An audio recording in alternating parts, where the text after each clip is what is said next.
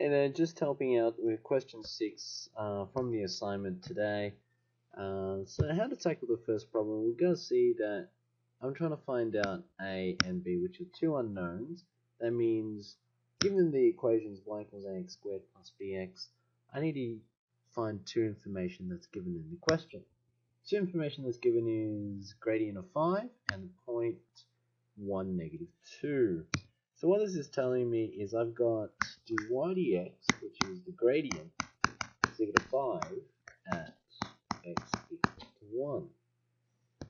Next thing I have is when x equals to 1, then y equals negative 2. Those are my two pieces of information that they've given me. Okay. So first things first, using the gradient, how do I find dy dx? Well, since y equals to ax squared plus bx, then the derivative dy dx is equal to 2ax plus b. So substituting this information in, I'm saying, alright, well, dy dx equals to 5 at x equals to 1. So this will tell me dy dx is 5 when x is 1. So this gives me an equation where 5 is equal to 2a plus b. That's my first equation. Okay. Next part is, since I know the equation as well, is y is equal to ax squared plus bx, and they already told me when x equals to 1, y equals negative 2. So substituting these values in, that just tells me y is negative 2 when a is 1. So that's a times the 1 squared plus b times the 1. This now gives me negative 2 equals to a plus b, which is equation 2. Okay, so I've got two equations here. I got simultaneous, and I'm going to use elimination method here. I'm going to use elimination method. And what I'll probably do is I'll do equation 1 take away equation 2. Reason why I'm doing that is because I noticed that b take away the b will cancel out. So if I got 1 minus 2, both equations will cancel out the b variable. So doing that, I've got now 5 equals to 2a plus b, and I've got negative 2 equals to a plus b. So if I subtract these two, that gives me 5 minus negative 2 is actually 7, okay, equals to a, and b take away b will cancel out. So therefore, a must equal 7. Now if a equals to 7, then substituting this back into equation 2, then what I'm going to have is equation 2 is negative 2 equals a plus b.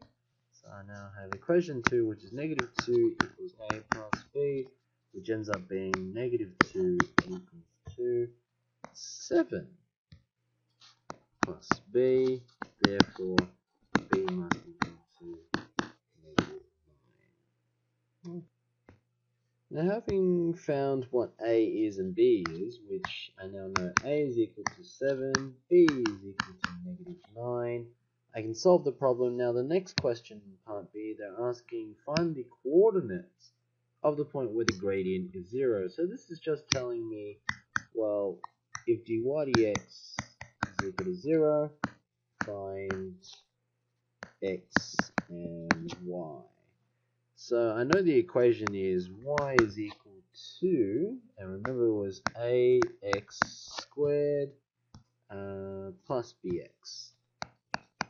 But I already know what those variables are, so that now gives me y is equal to 7x squared minus 9x, and I know the derivative. Okay, the derivative is actually dy dx is now equal to 14x minus 9.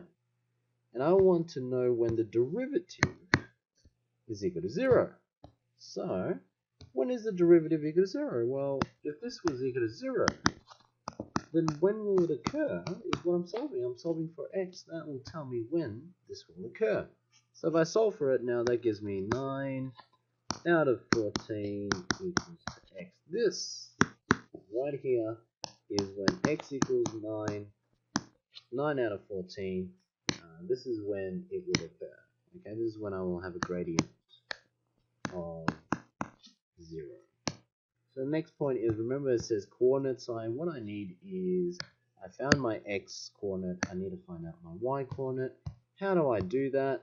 Well, you're going to sub this back into your equation, as you said y is actually equal to 7x squared minus 9x. So whatever x is, you'll be able to find out y. So by subbing x equals to 9 or 14, and you can solve for y. So I'm going to do that now. So y is equal to 7 times 9 and 14 squared minus 9 times 9 and 14, which this works out to be 7 times 81 on, and I don't know what 14 squared is, but I'm going to do it on my calculator. So 196.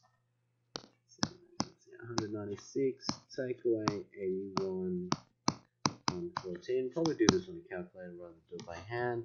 So I'm going to have 7 times the fraction, which is 81 on 196. Take away, I'm doing this all in fractions by the way, on the calculator. 81 on 14, and that gives me an answer of negative 81 on 20.